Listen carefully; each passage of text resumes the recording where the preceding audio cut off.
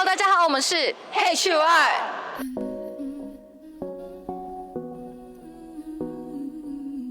来，准备，来啊，开机。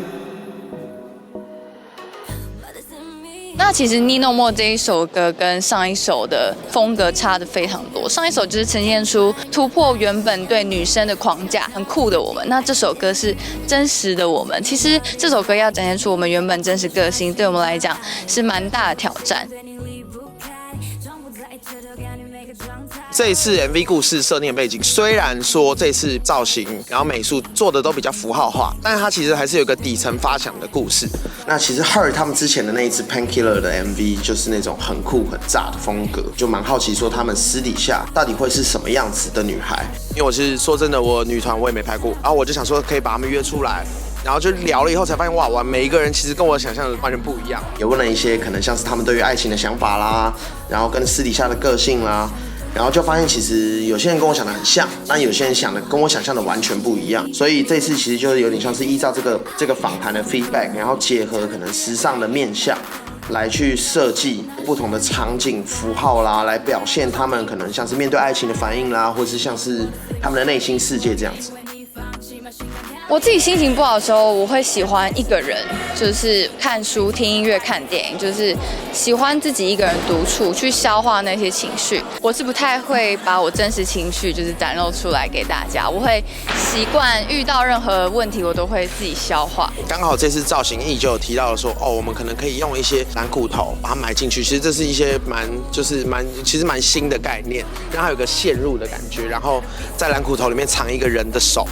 去抱它，让它有点像是抱一个形体，那个形体其实是一个自我的情绪的感觉。但是我被那个蓝骨头吓到，因为里面有一个人，然后我觉得他真的很辛苦。后来我才理解，那个蓝骨头其实就是代表着蓝色忧郁。它还有另外一个表现手法是木箱，木箱也是我们这次核心主概念，就是大家本来是关起来的，大家所有人包含自己的情绪都是自我封闭起来的，所以他们其实就是像是被打开了一样，然后。这是整首歌的主调性，但是我利用善真去让观众看得懂这件事情，就是我还额外加拍了他一组，就是他慢慢把箱子关起来，把自己封闭起来的状态，去 match 他个人，但又去串联整支 MV， 对，所以这大概就是善真的表现方法。其实大家可能不认识我，都会以为我好像很有自信啊，外表看起来是很热情、很正能量，但其实我私底下是就是很容易因为一些事情，然后影响到我整个人的情绪，然后我也是会想很多，可能例如说吵架好了，或者是分手、失恋，我可能会一直滑以前的照片，或是可能看到什么东西，我就会让我想到当初的一些事情，所以我觉得可能大家觉得我好像都是很正面看，但其实他们都不知道。我回家其实有这一面。像裴杰的话，那我这次帮他的设定的拍摄手法就会比较像是我让他在做家事，对，所以他的话就是会是拿吸尘器，他在吸地，然后对嘴，可是吸尘器拿开，却是一个两个人在牵手的回忆。但我故意让他造型整体偏比较那种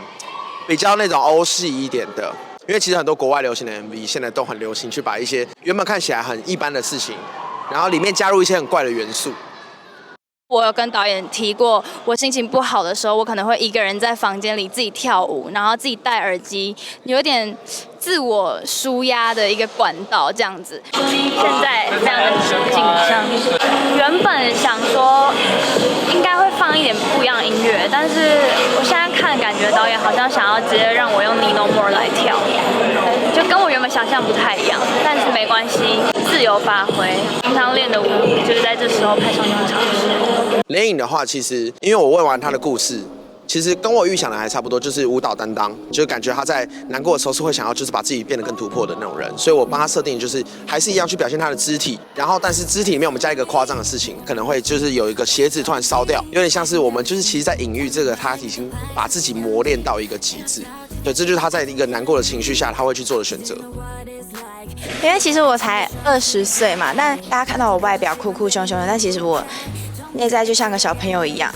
那平常我也不会把太多情绪带给大家，所以我在表面上都看起来开开心心的。但其实我只要一回到家，一回到自己的空间的时候，我就会变得另外一个人。我在他们面前可能看起来就没什么事，笑笑的，但是一回去，我就会变得，我可能会开始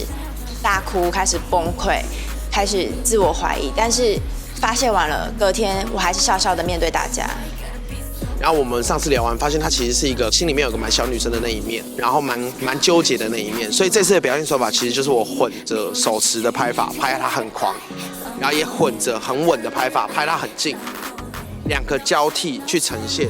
她的人格其实反差很大这件事情。然后顺便就是其实展现她性感的那一面。这次一给她的造型是超级无敌辣。我刚才一直在抖真的哦心跳超快，太凶了。我害羞又紧张。没关系啊，你看就活在自己的世界，反正其实很暗，看不太到大家，因为大家都穿黑色。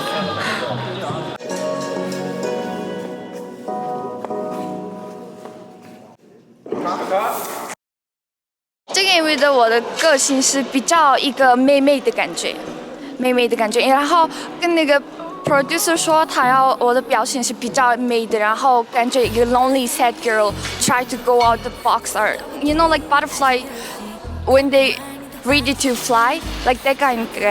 那个感觉。包揽月的话，完全是另外一个 vibe， 因为包揽月在讲的时候，其实我对他的印象是以导演的角度来说，他是一个超级无敌吸引我们的人，因为他的轮廓非常好看。对，就是其实我预先就已经不想要设定太多剧情给他，因为我觉得他很适合再去拍原先帅之外更有美感的一面，更性感的一面。同样是在室内棚内，但后面有个 LED， 有点微隔离感。其实我们有点在微致敬这件事情。对，就是他是在室内的，他在一个很高的床垫上，他其实下不来。对，但他是看着窗外，是很想要过去的。我自己私底下的个性就是比较开朗、乐观，然后我很正面，就是其实有一点就是有点强迫乐观主义者，就是任何事情就算已经很糟糕了，但我还是都会觉得说没关系，用另外一面反面去想的话，好像还是事情有正面的一块，或者是我会把事情想得很美好，然后觉得好像一切没有那么糟糕。平常的个性差不多是这样。他是称呼他自己叫做强迫乐观主义者。对，那我觉得我其实就是把他的正向能量配合他的对嘴去呈现出来，就是给他一个很有张力的，所以我就可能发挥了一些我以前比较习惯的手法，就是用鱼眼去拍，然后因为 LED 原本是方形的，在鱼眼下面它就会变成变形的，然后也比较适合 Holly 那种很有张力式的表演方法。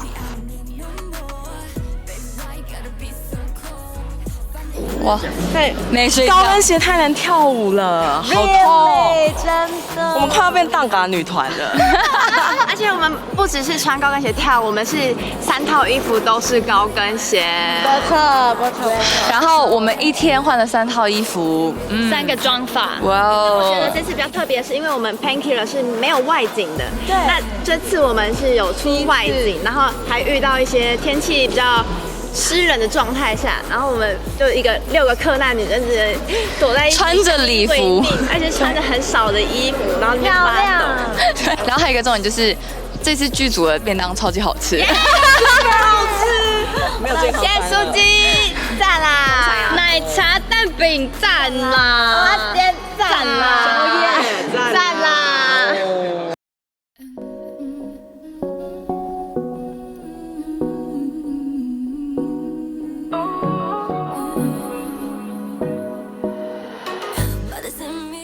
这一次其实最特别的，比较像是团队的组成，最屌的就是找了艺来，就是造型。然后他这次其实已经不是做到只是造型，就是比较像是我们一起去分担整个视觉设计。然后他有超多，不管是衣服或是整个景的那种想法。这个也是对我来说也是蛮新的体验，蛮好玩的。第一天刚拍完，so far so good。那就好。现在场景就是有2个大景跟一个 solo 的景，所以会分成3个不同的 part。我们现在在这个外景，这一套的大景是要拍很多轮廓比较大，然后要玩一些大色块的对比这样。第2个就是对我来说是最有趣的一个，也是最难的一套。它就是有一点英文它叫 camouflage， 反正就是用很多不同的印花把它拼在一起。要做出一种乱中有序的这样，那个也是会玩非常多的颜色，因为我自己很喜欢玩很对比很强烈跟颜色的搭配这样。第3套的 solo 的比较偏向他们个性跟他们的内心一点，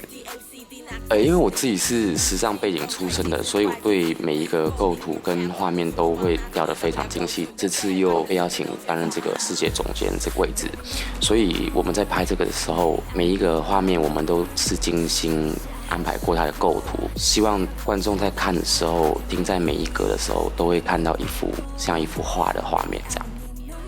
这一次其实主要是在讲 fashion 跟可能每个女孩真实心理状态的结合，但是我们还是有给她一个隐隐约约的这样子的故事架构，就是设定他们是因为 Painkiller 是2050年，其实这一次的话就是设定他们是2030年的6个复制人。